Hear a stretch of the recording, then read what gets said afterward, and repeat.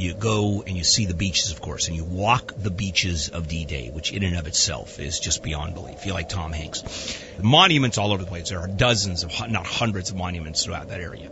And they're putting them up all the time, by the way. Every other week there's another monument that goes up. They still love Americans there in Normandy. They do not forget. They have not forgotten that the Allies and that the Brits and the Americans saved their asses over there. It's a whole different culture over there. And everything is American, very pro-America. So let me tell you about the cemeteries, if I can.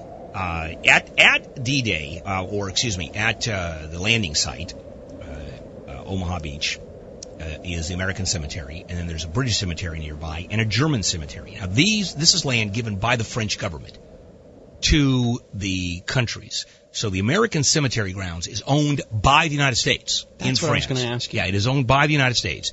And there is a cemetery organization. It's a governmental agency, and it's run by park rangers there. But what's fascinating is, and the American cemetery is absolutely pristine. They take care of it like you cannot believe. Like you cannot believe how seriously they take it. All the French people, by the way, it's the superintendent is an American. The maintenance people are all French who handle it. Can you imagine? Gardeners, white French guys. Now, interestingly enough, the British Museum has the most soldiers in it. Because, which I didn't know, the Brits never sent the bodies home. British war dead were buried at the scene of the battle until the Iraqi War. Brit died in battle. He was buried right there. They never sent the bodies home. Wow. In the meantime, you've got about 60% of the Americans who died at D-Day are buried there. The rest, in fact, have gone home. And what they did after D-Day, they set up temporary cemeteries, marked the graves of the people that died, knowing they were going to set up a cemetery or send everybody home. So they buried them there. They buried them there and then dug them up after the war. And brought them back home. Either brought them back home, and it was up to the family members, either brought them back home or buried them at the American cemetery. Wow. And when you go to the American cemetery, it's rather interesting to see the graves. I mean, it's very, very moving. And you see 3 graves there these are white marble headstones. They're identical. There's either a cross or a Star of David, or in a couple places in the American cemetery, there are some Muslims. Oh, really? Yeah, and because that's the actually Allied. They buried some of the Allies there. There's Moroccans who are buried there, and there are 3 that instead of the name simply being inscribed white on white, as you can imagine, just carved into the limestone crosses, it's done in gold, and the names are in gold. And those are the Medal of Honor winners. And one of them is the son of President Roosevelt. Wow. Who died of a heart attack. He was actually the senior man who went on the beach, and he died 30 days later.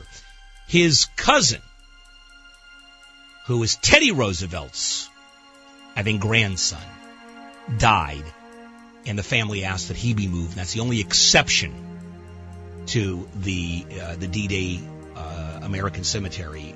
Someone who did not die during the D-Day movement was another Roosevelt, and they're buried next to each other. And you can see his grave is sort of skewed. It's the only grave that doesn't line up with everybody else. Wow. And it's just, and it's very, very, people still place flags. It's very moving. And what's wonderful about it is it's not forgotten. It is taken so seriously. And every Memorial Day, there's a huge event that goes on. Thousands of French come in there and place American flags and British flags on the Brits. And they don't place German flags on the Germans, strangely enough. They're not thrilled. But the German cemetery is handled the same way. The German government was given the land, and you have a few thousand Germans that died there, several thousand. I think there's 9,600 or something Americans who are buried in the American cemetery. About 16,000 Brits are buried in the British cemetery, because every single Brit who died during the D-Day invasion. Now, what's interesting is you thought about how deadly D-Day was, how everybody died, in the way Tom Hanks, the movie and The Longest Day, how dangerous it was on that beach. In reality, landing on the beach was 2,200 people that died, give or take, 2,300. out of 150,000 soldiers that landed those first few days. 2,200 actually died. That's good percentages, right? It's actually, you actually did just fine, unless you were that first wave. No, you go first. No, you go first. No, unless, you go first. You were that first wave on Omaha. Now, if you went to a couple, the Brits, a couple of them just walked ashore. There was nothing there.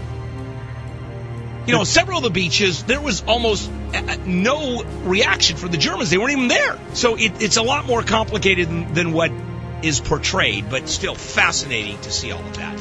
Now, the other thought that's so interesting is why the Germans were so unprepared. The Germans thought it was going to be high tide when the Americans came in. And in fact, it was always going to be low tide. One of the greatest acts of subterfuge in World War II and disinformation was the information that was being fed to the Germans. And Patton, of course, was pretending to take the Third Army but it was a phantom army. It never really existed. They later gave him the real Third Army in France, and he went to Bastogne and he did all what he did, but not at that point. That he was the decoy. Patton was the decoy. And they thought it was going to be Calais. As a matter of fact, and I asked John, I go, how long did the Germans really take for the Germans to figure out that this was the real invasion? Because about 30 days, even as they were landing hundreds of thousands of men on the beaches of Normandy, the Germans still thought it was a feint. They thought it was going to be Calais. That's where it was really going to hit. They didn't even wake Hitler up, right? No, they did not wake Hitler up. And Rommel was at a birthday party, and there was one general there. Everybody was gone that weekend, or that day. Because the weather had turned. It was low tide, so they didn't think it was going to happen at all within a 2-week period. They thought it was going to happen. They were 2 weeks off. The Germans were convinced that it was going to be a high tide approach. And that first day, had the panzers been sent in, D-Day would have failed. The Allies would have been thrown back into the sea. The beachhead would not have been secured. But for the luck, and of course the extraordinary bravery of the Allied soldiers. I mean, it was one of the great stories of World War II, and it's very moving as you go through the cemeteries, and you cannot help but just cry and realize the depths of the bravery that happened. And you look around and you realize, Tom Brokaw did the Greatest Generation. These were the boys that really saved the world. I mean, there's just no BS about that. They saved the world.